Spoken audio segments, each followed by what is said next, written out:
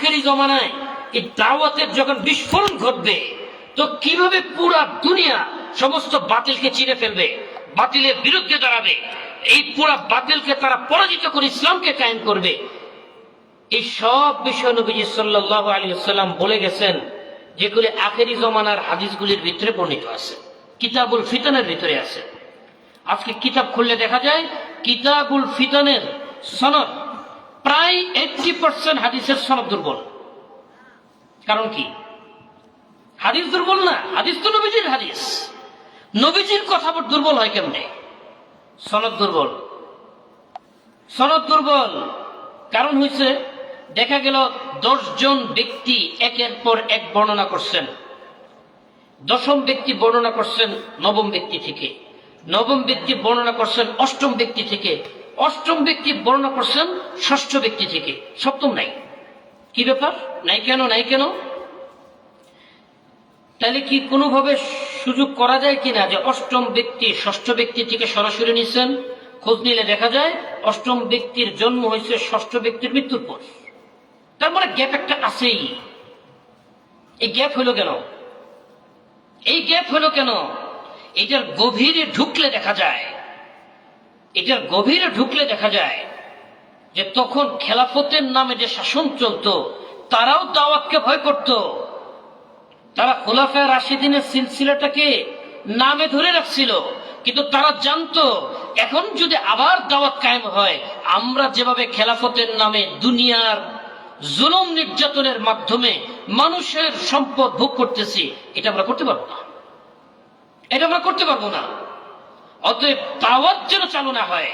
আমরা যেটাকে মানুষকে ঘোলা পানির মধ্যে ইসলাম বানায় খাওয়াই দিছি, মানুষ ইসলাম মনে করে পান করে যাচ্ছে, এটার উপরেই মানুষ থাকুক।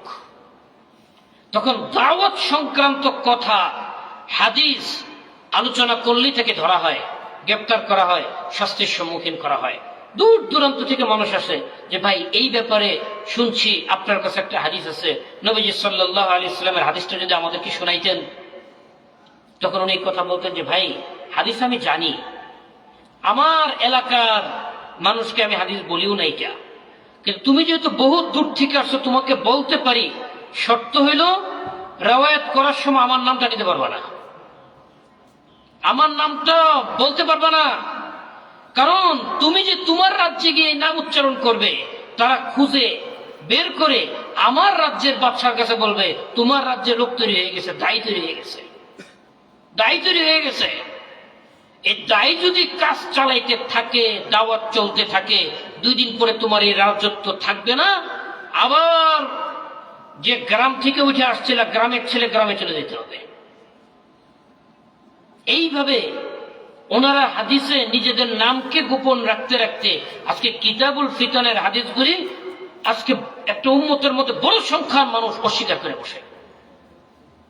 কারণ তারা জানে এটাকে স্বীকার করলে তখন আমল করতে হবে। এখন ওই সুরতে যদি এটাকে অস্বীকার করে দেওয়া যায়, আবার গোলাপানির ভিতরে মাছ স্বীকার করা যাবে। সব গোলাপানিতে ইসলাম পালন করা শুরু করছে। দেখতেছে কোরআন কি বলে, সাইড করে রাখছে। দেখতেছে হাদিস কি বলে, সেট করে রাখছে। দেখতেছে সিরাত কি বলে, সাহাবায়ে কিরাম কি করছেন, তাবে তাবেঈন কি করছেন, পরবর্তী উলামায়ে কিরাম কি করছেন, সব সাইড করে ওই গোলাপানি আবার ইসলামকে নিয়ে ঘোলা পরিবেশ সৃষ্টি করা শুরু করছে। একমাত্র কারণ দাওয়াতের মেহনত থেকে দূরে, দাওয়াতের মেহনত থেকে দূরে। এই জন্য নবীজি সাল্লাল্লাহু আলাইহি ওয়াসাল্লাম বলতেছেন, ইসলামের নামে হাজার হাজার দল থাকবে, সব গুমরা হয়ে যাবে, কিন্তু একটা দল বাকি থাকবে, লা তাযালু তাইফাতুম মিন উম্মতি, আমার উম্মতের মধ্যে একটা দল বাকি থাকবে, যাহিরিনা আলাল হক, হকের উপরে যারা বলিষ্ঠ থাকবে, হকের উপরে যারা সত্য নিষ্ঠ থাকবে, মানসুরিন, সবাই একদিকে চলে গেল, এই লোকগুলি হকের উপরে থাকবে কেমনে?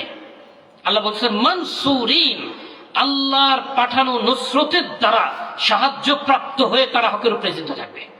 লা ইয়াদুররুহুম মান খাযালাহুম, সবাই মিলে, সবাই বলতে কারা? অমুসলিম বাতিল, মুসলিম বাতিল, ইসলামের পোশাক পরিহিত বাতিল, দাওয়াতের নামধারী বাতিল, সকল বাতিল মিলে তাদের মোকাবেলায় দাঁড়াবে। লা ইয়াদুররুহুম মান খাযালাহুম, কেউ তাদেরকে অপমান করতে পারবে না। অপদস্থ করতে পারবে না, লাঞ্ছিত করতে পারবে না।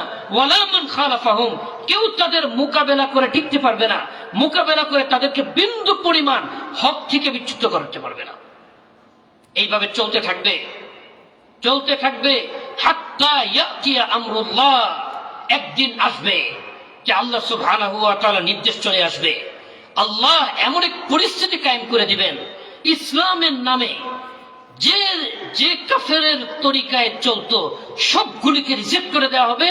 একমাত্র যারা প্রকৃত ইসলামকে কামড়ে পড়েছিল, আল্লাহ তাদের হাতে গোটা পৃথিবীর দায়িত্ব তুলে দেবেন। এখন শুনলে অবিশ্বাস মনে হবে, কি বলে এই তবলিগলারা, এই বাঙ্গাচোরারা পুরা সিরাপ দেখেন। নবীজি যতগুলি ভবিষ্যৎবাণী করছিলেন সবগুলি ছিল ক্ষুধার্ত অবস্থায়, পেটে পাথর বাঁধা, পুরা কাফেরদের দ্বারা বেষ্টিত, অবরোধ হয়ে আছেন। এমন অবস্থায় বলতেছেন রোম পারস্য তোমাদের হাতে চলে আসবে।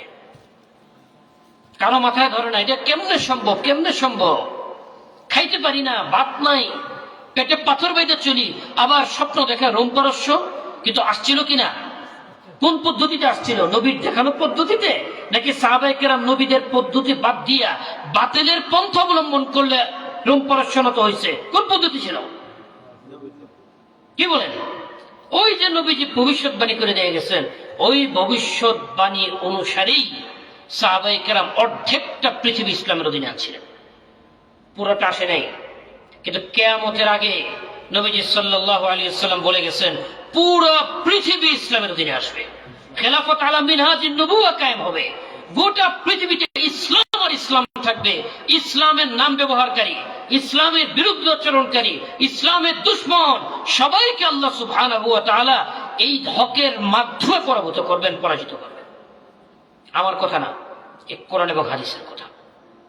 এই জন্য কঠিন সময়, এই জমানায় বেশিরভাগ মানুষ হকের উপরে থাকবে না, জুমহুর হকের উপরে থাকবে না। এটা ধোঁকা দেওয়া হয় যে জুমহুর একদিকে চলে গেছে, এই আপনারা গুটি কয়েক লোক হাদিস বল